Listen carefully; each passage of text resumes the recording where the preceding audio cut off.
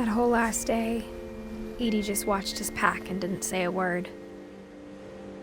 Until supper, when she raised her glass and said, "To our final night together, and all our final nights apart." Grandma, you know what I said about alcohol. Some of your medications are very Edith, specific. I left a present for you in the hallway. Why don't you go open it? The grown-ups have to argue now. I'm sorry, you're right. We're all leaving tomorrow. Let's just enjoy our last... I'm not leaving. Edith, you're excused.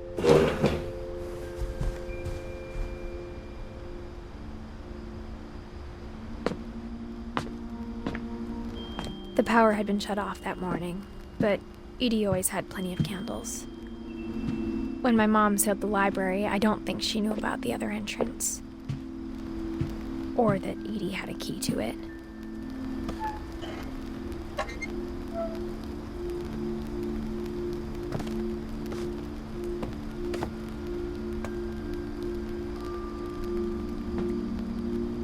That thing you're afraid of isn't going to end when you leave the house.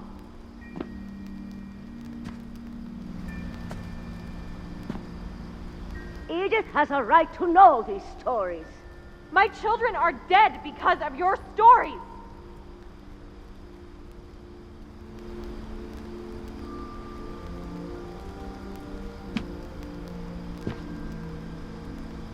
I think it's best if Edith and I leave tonight. We'll have the nursing home send a van for you in the morning, okay?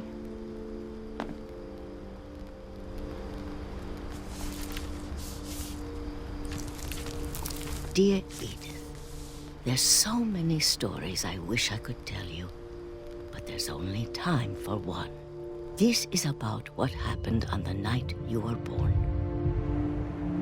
That night, the tide went way, way out.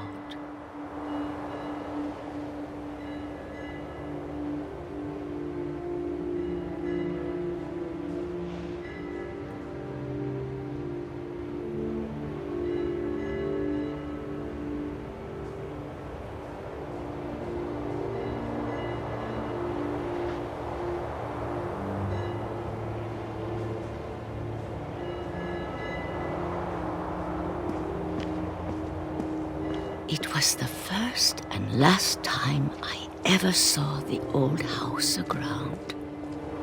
There'd been an earthquake out in the middle of the ocean. They called it the lowest tide in 1,000 years. God, it smelled awful. You know, I've seen that house every day of my life.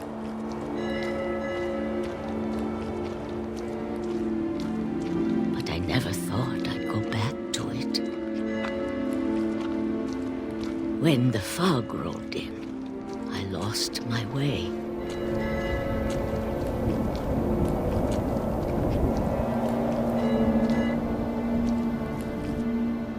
I got turned around.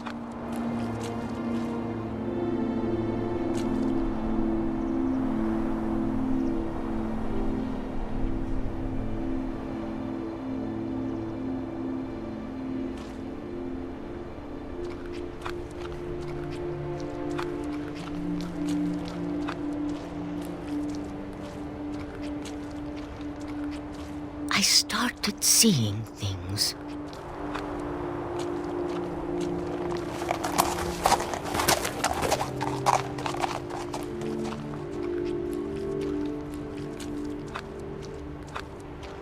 Things I'd forgotten had ever existed.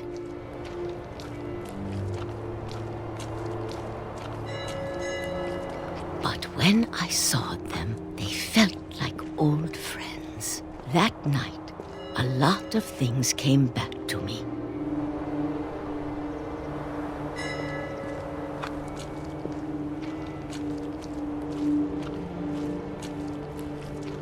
Or maybe I came back to them.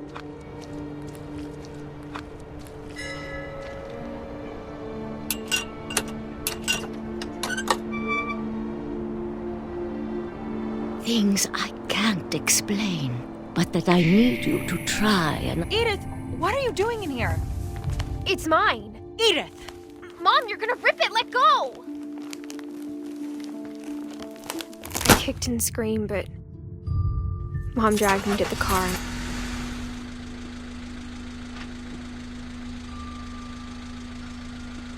I never saw Great-Grandma Edie again. The next morning, the van came to pick her up, but she was already gone. After that, we moved around a lot.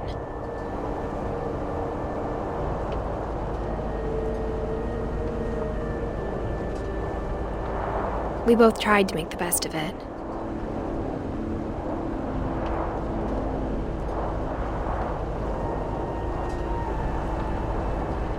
A few years went by.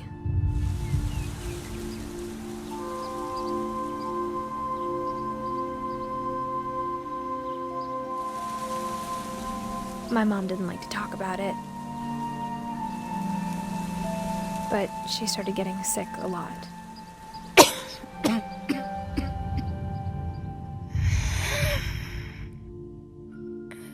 She got better for a while,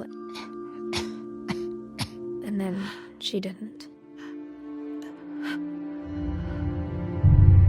And then I was alone. The last Finch left alive.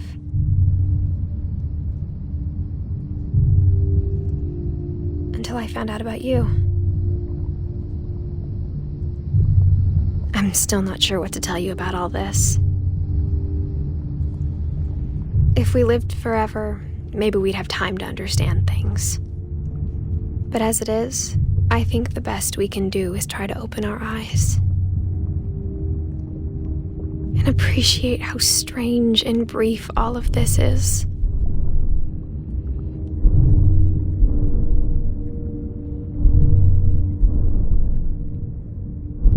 This journal was supposed to be for you. But now I hope you'll never see it. I just want to meet you and tell you all these stories myself. But I guess if you're reading this now, things didn't work out that way.